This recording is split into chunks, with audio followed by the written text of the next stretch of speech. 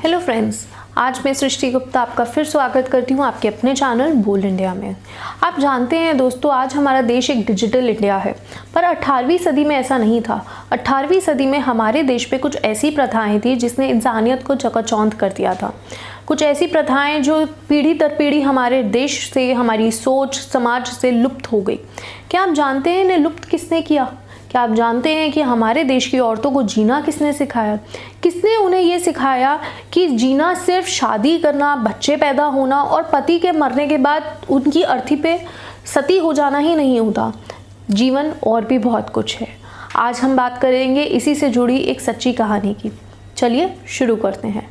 सावित्रीबाई फुले 1831 में पैदा हुई, जो दलित परिवार में हुई थी।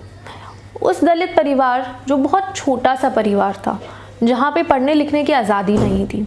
क्योंकि सावित्रीबाई को बचपन में पढ़ने की आज़ादी नहीं थी, इसीलिए उनका विवाह बहुत कम उम्र में करा दिया गया था ज्योतिबा फूले से। ज्योतिबा फूले थोड़े दिमाग से, सोच से, दिल से खुले हुए थे। उन्होंने आज़ादी दी सावित्रीबाई को कि वो अपनी आगे की पढ़ाई पूरी कर सके। इसीलिए सावित्रीबाई ने अपनी प्राइमरी स्कूलिंग अपने घर से करी और आगे की हायर स्टडीज़ के लिए वो अहमदाबाद गई। वहाँ से उन्होंने डिग्री हासिल की और वो बनी हमारे देश की पहली टीचर जिन्होंने हमारे देश को एक नई दिशा दी। सावित्रीबाई फूले ने टीचर बनने के बाद जब पहली बार ये इच्छा जताई कि वो अपना खुद का स्कूल खोलना चाहती हैं, तो उनके ससुर जी ने उन्हें और उनके पति को घर से बाहर निकाल दिया। जी हाँ, वो बेघर हो गई। पर बेघर होने से उनके कदम नहीं रुके। वो बेघर हो गई और वो चलती गई। और 1851 का समय आया। 1851 में सावित्रीबाई फूले ने 3 नए स्कूल खोले। इन 3 स्कूलों में टोटल 250 लड़कियां पढ़ती थी और इस स्कूल का करिकुलम भी सावित्रीबाई फूले खुद ही डिज़ाइन करती। वो इस तरह का ध्यान रखती कि जो सरकारी स्कूल में करिकुलम था वो उससे बहुत बेहतरीन करिकुलम बनाने की कोशिश किया करती थी, और ये होता भी था। सावित्रीबाई फूले की कदम कभी नहीं रुके। एक समय आया जब उन्होंने शहर से बाहर भी अपना एक स्कूल खोला। इस स्कूल में जाने के लिए उन्हें थोड़ी सी मुश्किलें उठानी पड़ती थी।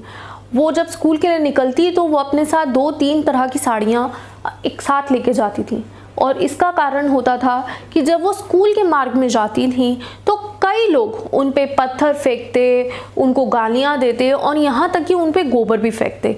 ये एक आम बात हो गई थी, लेकिन सावित्रीबाई ने इससे पीछे नहीं हटी। उन्होंने इस चीज़ के लिए आदत डाली और उन साड़ियों को इस्तेमाल करना सीख लिया था। हमने आपको शुरू में ही बताया था कि हमारे देश में कुछ ऐसी प्रथाएं थी जो इंसानियत से बहुत दूर थी। ऐसी प्रथाएं जिसमें 6 से 7 साल के बच्चों का विवाह करा दिया जाता था, जिसमें औरतों को पढ़ने लिखने की आज़ादी नहीं थी, जिसमें औरत को शादी के बाद अगर वो विधवा हो जाए तो उसे अपने पति की अर्थी पे जिंदा जला दिया जाता था।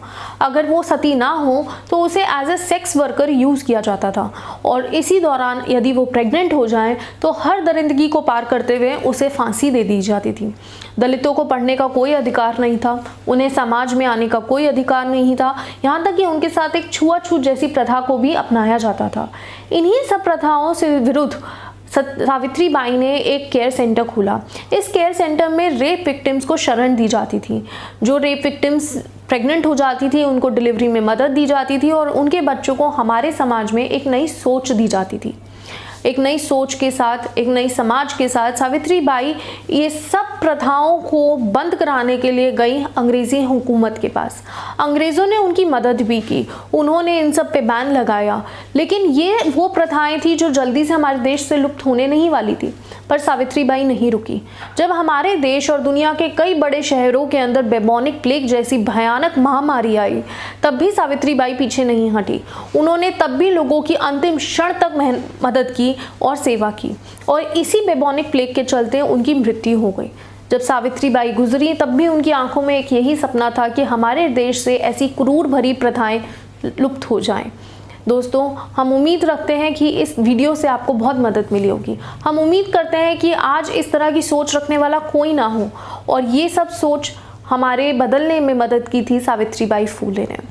हमारे वीडियो अगर आपको पसंद आए हो तो प्लीज़ इसे लाइक करें, सब्सक्राइब करें, शेयर करें। हम उम्मीद करते हैं कि हम आपके साथ जल्द ही मिलेंगे एक नए वीडियो के साथ, एक नई कहानी के साथ। तब तक के लिए घर में रहें, सुरक्षित रहें। थैंक यू, नमस्कार।